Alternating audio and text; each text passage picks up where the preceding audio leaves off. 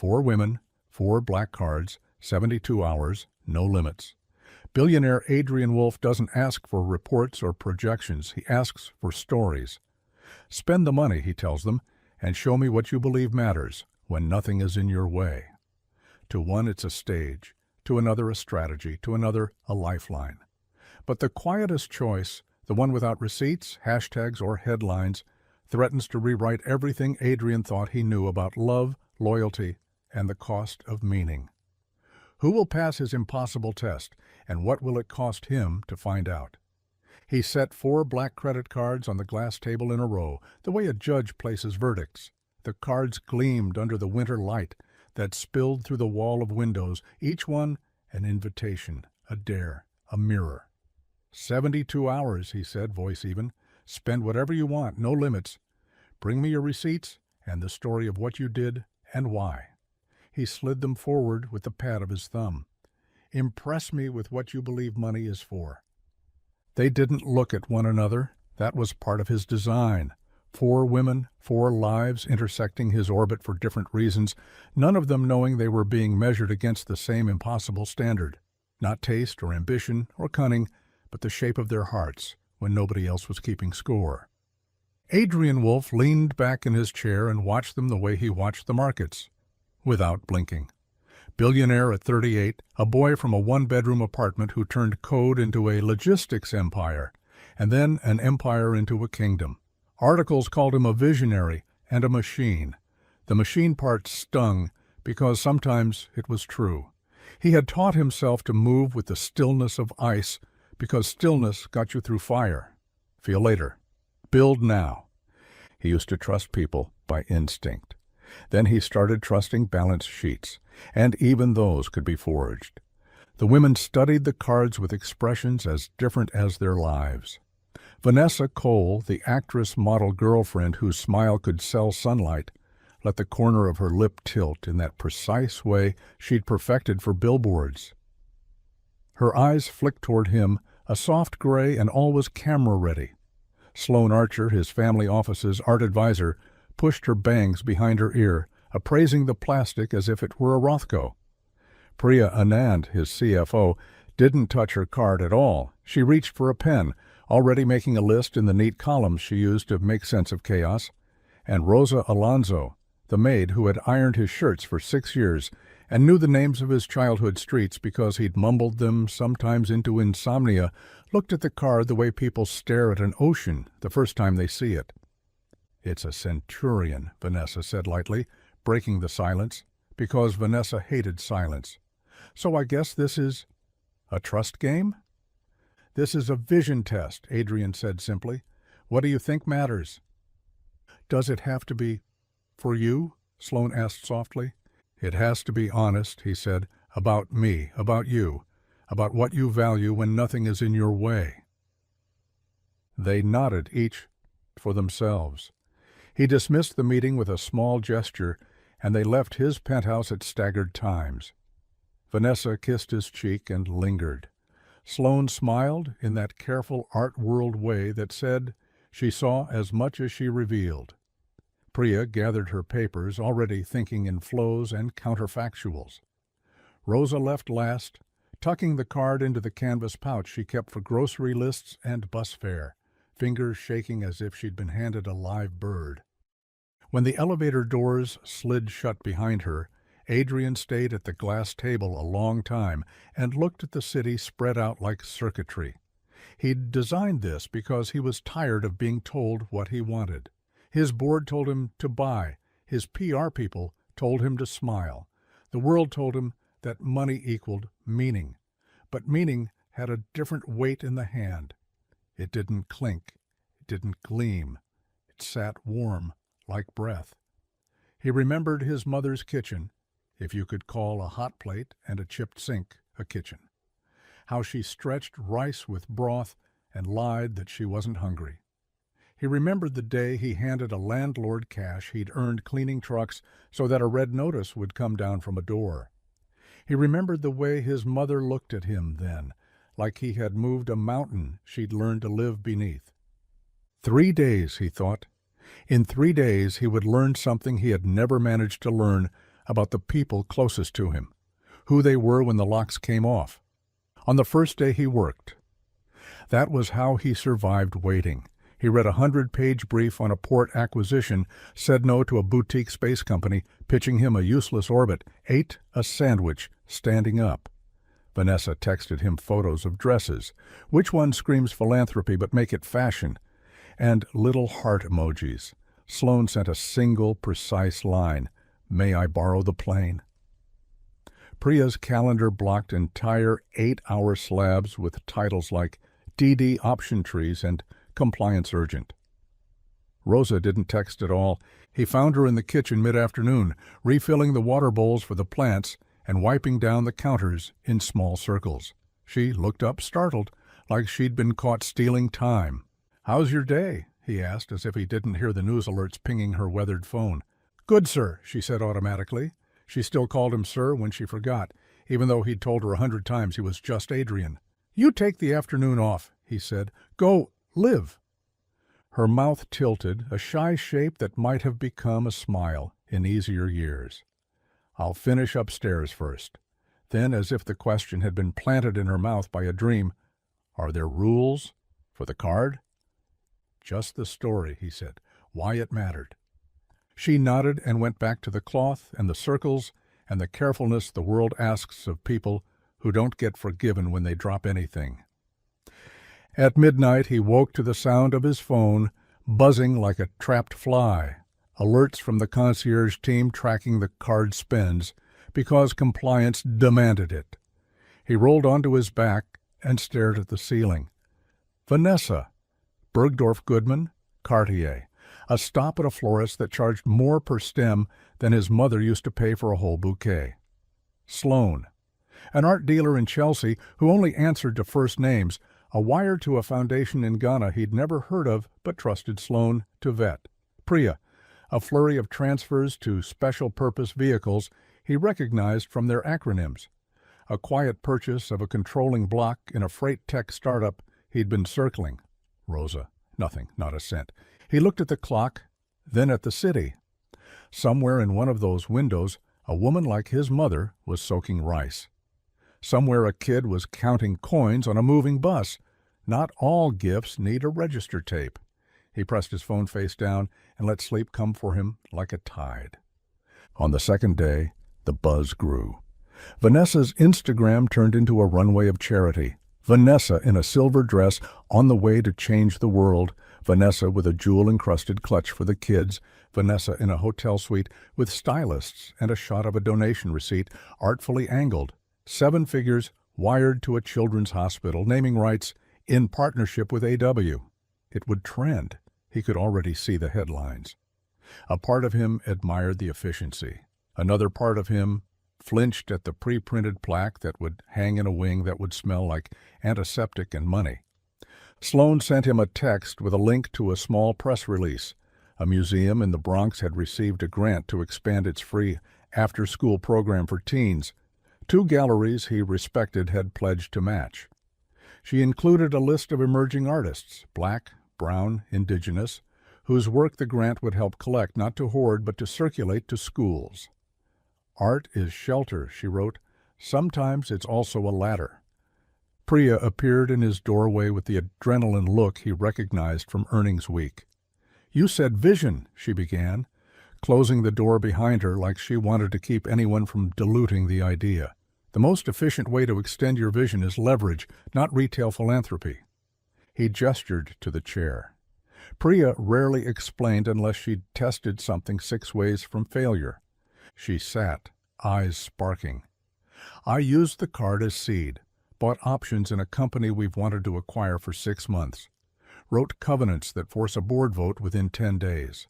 I also established a revolving credit facility for your foundation, collateralized by a municipal bond ladder yielding 5%. That gives you permanent ammunition for any cause, without touching principal." She pushed a folder across his desk. "And I quietly bought the debt of a company that's been strangling our small suppliers with predatory terms. When they default, because they will, your family office owns the debt and can forgive it. You get to be both the scalpel and the suture." He looked at her and felt something rare at work, respect and relief, oxygen and strategy in the same sentence. "What did it cost?" "Less than Vanessa's gown," she said dryly, then softened.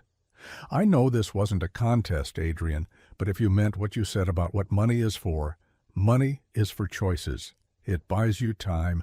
It buys other people breath." He thanked her. When she left, his shoulders eased. If there was one thing he craved more than applause, it was competence you could feel in your bones. Sometime around 3, he realized he hadn't seen Rosa all day. He walked through his own house like a guest, past rooms that existed mostly as echoes, the piano he never learned to play, a library of first editions he never had time to read. In the pantry, he found a stack of brown paper bags with names written in ballpoint pen. His driver, the doorman downstairs, the night janitor who was always humming in the lobby like the building were a radio. Inside each bag, containers neatly packed with chicken arroz caldo, soft-boiled eggs, lemon wedges nestled in foil. A note taped to the first one read simply, "For night people who don't get invited to the table." He stared at the handwriting he recognized from grocery lists and laundry tags.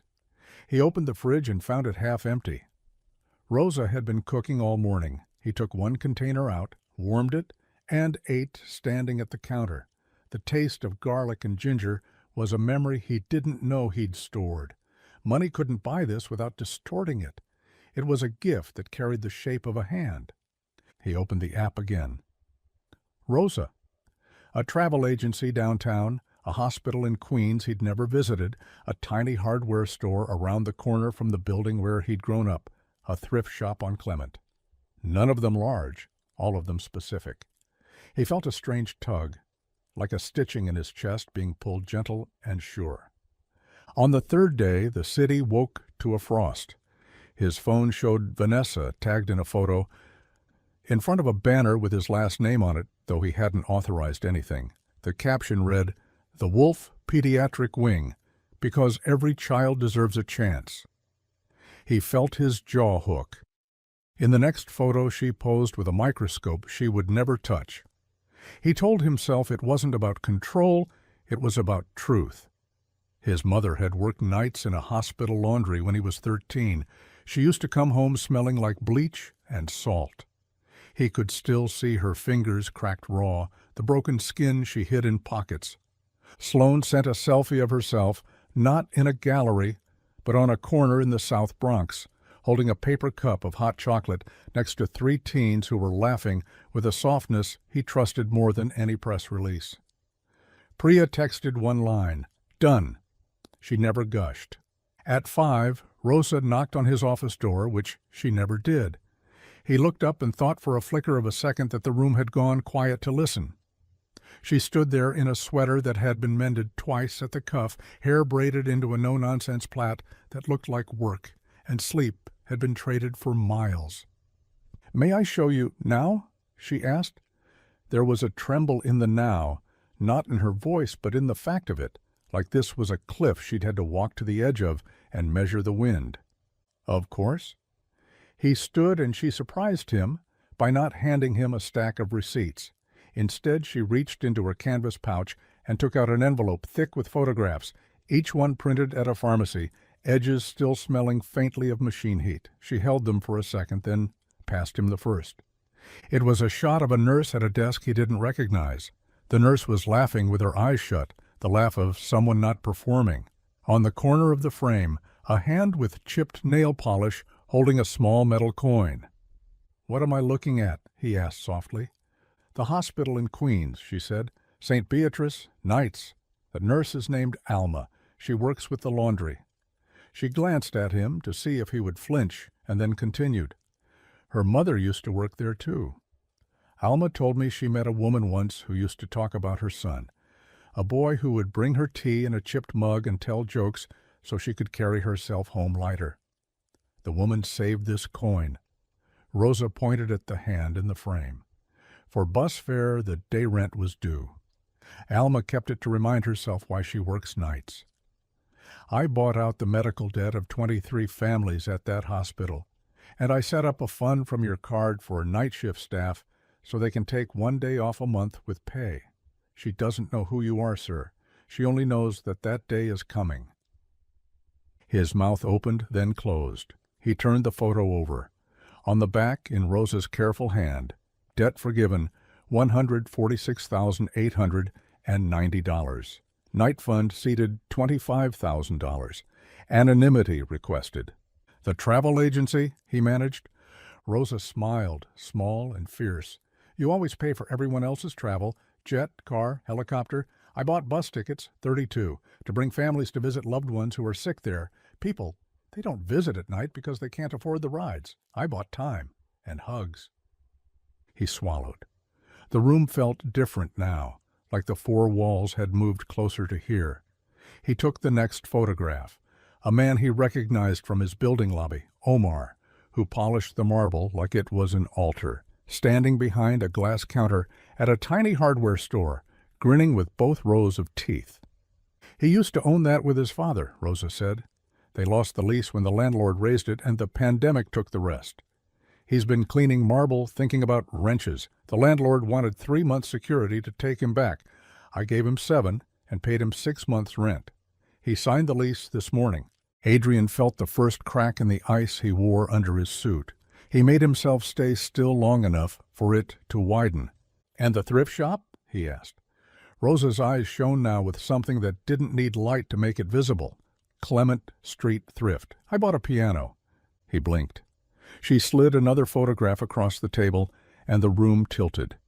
It was a battered upright with a water stain on the side, carved with tiny initials on the corner under the keyboard, LW plus AW. He hadn't seen those initials in 20 years. His father's hands had carved them for his mother on the night before he left for good. A penknife and a promise that didn't stick.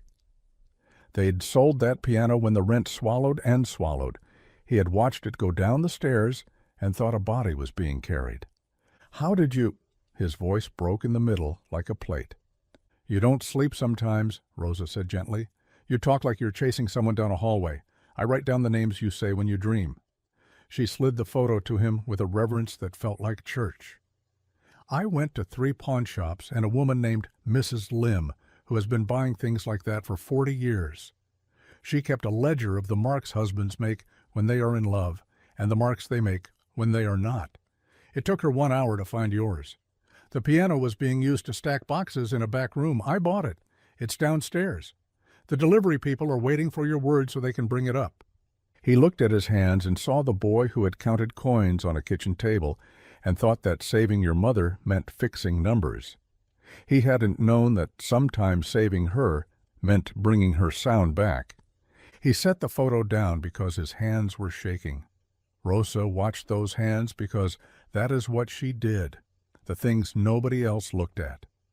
"There are more," she said softly, "but I want to tell you the story, not the sums." He nodded. He could not have spoken even if he wanted to. Words had to be pulled through his throat like rope. She told him about the bus station first because it was closest to the ground. How she stood in line like everyone else, the card heavy in her pocket like a mistake. How a man in a mechanic's jacket counted out quarters for a ticket to see his mother and came up 20 short.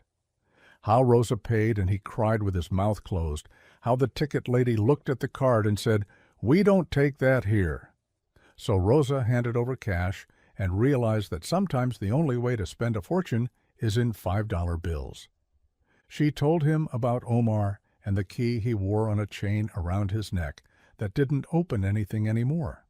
How she asked him why he wore it, and he said, "To remember, I'm not always the man who mops." How she walked with him to the old store a block away and pressed her palm to the dusty window and saw the shape of shelves inside her mind like a blueprint. How the landlord didn't believe her when she said she would pay, and then believed her very much when she showed the card, and how, later, he shook her hand like she was a person he wouldn't forget. She told him about St. Beatrice, and how the security guard had been kind but firm until she said, "I used to change sheets in a place like this."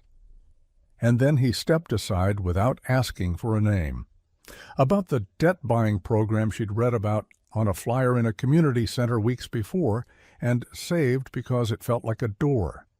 About calling the number and finding a woman who sounded like a school teacher, explaining that for pennies on the dollar they could erase numbers that had been written in fire on people's lives. She told him the total, not because the total mattered more than the faces, but because it mattered that someone could say it. $146,890.62 dissolved with a swipe of something that was printed with his name. She told him she cried in the bathroom and then washed her face until her eyes weren't red because this was not about her. It was about mothers who would sleep. She told him about the hardware store and the sound a lock makes when it knows your hand, and about the thrift shop and Mrs. Lim's ledger and the carved initials that no one else would have known to chase. "What about you?" he found himself asking when he could finally breathe in whole pieces again. "What did you buy for you?" Rosa's mouth did that almost smile. "I bought my friend Ruth a day of childcare," she said, "so she could go to her citizenship interview without her toddler climbing her leg. And I bought medicine for the lady in 4C because insulin shouldn't be a luxury." She looked down at her hands as if not to make too much of it. "And I bought myself a small cake from the Filipino bakery on 8th Avenue, UBE. I lit a candle and said thank you to my mother because nobody ever gave me a black card and told me to be brave before." He laughed then, not because anything was funny, but because laughter was the body's way of letting water run where it had been dammed too long. It came out wet. He turned his face to the window for a second because his face had never been this unguarded in front of anyone who wasn't dead. "What did Vanessa buy?" Rosa asked carefully. Not unkind, not curious for sport, curious in the way you ask where a road goes when you're deciding if you should walk it. "A wing," he said. "A wing with my name on it." "Names wash off," Rosa said, and she didn't mean it as an insult. She meant water comes for everything, even marble. But sometimes rooms stay warm. He put the photographs in a stack and held them like a book he needed to learn by heart. The receipts sat in a neat pile beneath them, ordinary paper made holy by the story it told. He thought of what he had asked for. "Impress me with what you believe money is for," and how he had meant the question to be a trap and a lens. He had intended to judge. Instead, he had been seen. "Come with me," he said suddenly, because a thought had landed not in his brain but in his body. He picked up the phone, called downstairs, moved his pieces like a man who knows how to rearrange the world and not just watch it. When the piano arrived 20 minutes later, carried by two men who whistled under their breath the way workers do when something feels like ceremony, Rosa stood in the doorway of the living room like she was not sure whether she was allowed to step into this part of the house when things were not being cleaned. He waved her in. The men set the legs, tightened the bolts, lifted the lid on a history he had tried to be too efficient to want. He ran his fingers along the wood, found the initials with his thumb, and pressed his forehead to them for a second because he could, because no one would tell him that was not how billionaires behave in front of staff. When he sat on the bench, the music didn't come. He had never learned. That was not the point. The point was that sound could return to a room like an animal that trusted you again. He pressed one key and listened. He pressed another. Rosa stood with her hands folded at her waist and watched the way you keep watch over someone who has walked home through a storm. The next day he called a meeting like the first, same table, different weather inside his skin. They came one by one. Vanessa in white like a snowflake branded with diamonds, Sloane in black like a parenthesis around ideas, Priya with her hair up and her sleeves rolled, Rosa in the mended sweater, shoes polished to a shine that only time gives. He placed 4 envelopes on the table. "Tell me," he said, "what did you do?" Vanessa went first. She had slides. She always had slides when there were cameras, and in her mind there were always cameras. She walked them through the wing, the gala, the messaging strategy that would humanize his brand. She showed the hashtag trending, the impressions, the renderings of the plaque, We do good and we look good doing it, she concluded with a sparkle. Win-win. Impressive, he said, because it was, in its way. He did not say what his insides said, that there is a difference between helping and advertising. Sloan went next. No slides, just names and numbers, and the kind of clarity that made you see what the world could look like overhead. She'd spent on stipends for interns at small museums that couldn't afford to pay, on a traveling show that would bring art class to 5 schools that had cut it, on acquiring the work of artists who painted kitchens and bus lines and women kneeling on linoleum, so those scenes would be big and seen in rooms with light. Art builds rooms inside people, she said quietly. Some of us need extra rooms. He nodded. He could feel a room growing inside him as she spoke, a place where something would fit that hadn't before. Priya's turn was the least emotional and made him feel the most.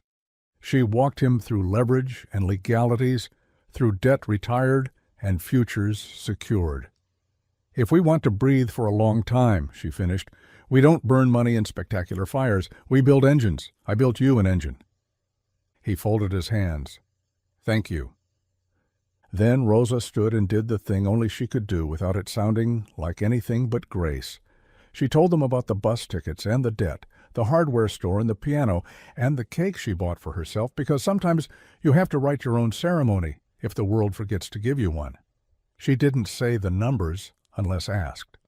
She looked at Vanessa the same way she looked at Priya, with a kind attention that did not measure.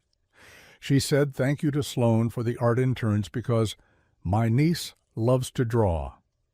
When she finished, she looked at him and waited. He opened his mouth, and nothing came. He had prepared a verse about values and returns. He had prepared to instruct. Instead, he felt something break that had been his armor and his cage. Rosa, he said finally, voice raw enough to embarrass him in any other room, you reminded me why I wanted money when I was 12, not to buy doors, to open them. He turned to Vanessa first because his life had taught him to address the largest crisis first. The wing is generous, he said carefully, but my name is not for sale. She blinked, not understanding at first, because there are sentences people like her hear as rhetorical until they're not. It's your name, she said, as if that were the obvious defense. It's my mother's name, he said, and it belongs on a piano, not a plaque. He took a breath he wasn't sure he had earned. I need to build things that don't announce themselves. If that's not a life you want to live with me, then we should stop trying to pretend it is. Vanessa's face did a complicated thing that looked like a mirror trying to decide whether to show a person or a role. Then she smiled, the small smile people smile when they are not getting what they wanted and decide to want something else instead. We can talk, she said, which meant they would not. She took her card out of her wallet and set it on the table like a flower being placed on a grave. For what it's worth, Adrian, I did think it would help. I know, he said, and he meant it. Intentions are not impact. He had learned that from the ledger of his own mistakes. He looked at Sloan. You're going to run a program for the foundation, he said. Pay interns properly. Put art in hands that haven't held it. Buy work that refuses to disappear. She nodded once, eyes bright. I'll send the budget. He looked at Priya. You're promoted. Chief Strategy Officer, too. You're right, engines, not spectacles. Her mouth tipped up just slightly, which for Priya was the equivalent of a confetti cannon.